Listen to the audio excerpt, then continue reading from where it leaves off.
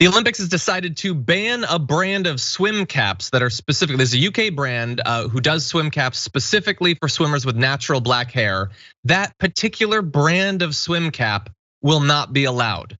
Now the headline version of it sounds bad. The actual argumentation behind it might even be worse. So let's jump into this story. The hats are made by Soul Cap, which previously partnered with Alice Dearling, who last week qualified to become the first black female swimmer to represent Team GB at the Olympics, have been rejected by the International Swimming Federation.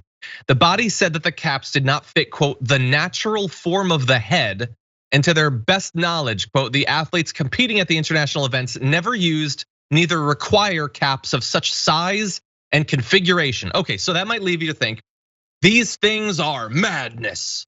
No one would ever need them. How could you dare imply that something so crazy, so unnatural could be needed? So I decided, I'm gonna go to soulcap.com and I'm gonna find a picture of what they look like. And here's what they look like. And you know what they look like? They look like swim caps. They perhaps have a little bit more room for someone with natural hair, but that's it. If you look at that and think, oh, well then what's the point of the competition? How could someone with that particular swim cap ever lose? You're insane. Or you might be someone who's a part of the International Swimming Federation board, because they actually outlawed that. It's like they have a full body internationally, because these are happening in different areas, all have to do with the Olympics, that is just looking for ways to make it more difficult for women of color to compete in the Olympics in every way. If you transgress socially in terms of a substance that we don't like, no, you can have the ones we do like, but not if you have the ones that we don't like. If you have naturally high testosterone, if you need to put on some sort of swim cap or something like that, we're gonna make it as inconvenient as possible to possibly ban you from competing. But even if you get there, we want you to be as uncomfortable as possible, to know that this place is not fundamentally for people like you. And all of this is before the Olympics have even begun, Jeff. Yeah, it seems to be the theme of this is to try to exclude certain people from competing, whether or not and to go back to some of the old racial tropes that were being used, and we've seen this a lot in reports about policing, for example. And I know it's some disparate things to try to tie together, but the common trope is that black people are stronger, or at least that's their perception.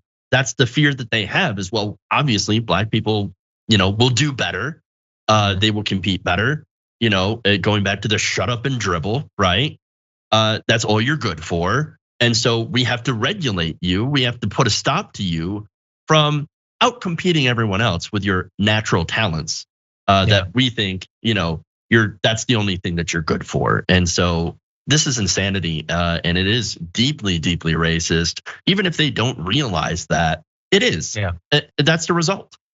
Yeah, look, it seems sort of counterproductive in the same way that marijuana does not give you a competitive advantage. If that swim cap is bigger, well, look, I'm not an expert swimmer or anything. Isn't that gonna slow you down? Isn't that actually gonna make it more difficult? No, it's not an advantage. Why are you banning things that almost certainly make it harder? And finally, I wanna give you a statement from someone backing the use of these swim caps. So understand, the original swimming cap, which was designed by Speedo 50, was created to prevent Caucasian hair from flowing to the face when swimming. So that was allowed, even though once you bind up Caucasian hair, that's not the natural size of the head or whatever, but that's fine, we'll allow that. Danielle Obey, the founding member of the Black Swimming Association, said the caps did not work for Afro hair, which, quote, grows up and defies gravity. She said, we need the space and the volume which products like the Soul Caps allow for. Inclusivity is realizing that no one head shape is normal.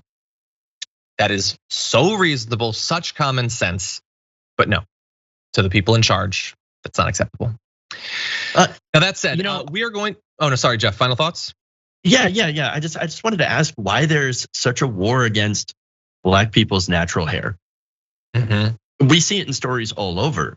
People in school, kids in school being punished for having their natural black hair. Women in the workplace being punished, being fired, or being told to rein it in, their natural black hair. Why do we have, as a society, a war against natural black hair? And this is, I think, another extension of it. It's terrible. Yeah. If you're in a state that has someone who's pushing to pass the Crown Act or some version of that, definitely look into that. And it's a great point that Jeff says. There's been some great documentaries and movies about it, including a recent episode of John Oliver's show that got into this topic. So definitely something to look into.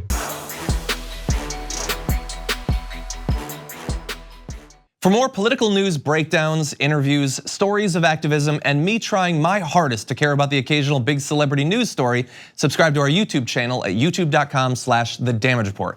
And you can ring the bell wherever it is so you don't miss anything.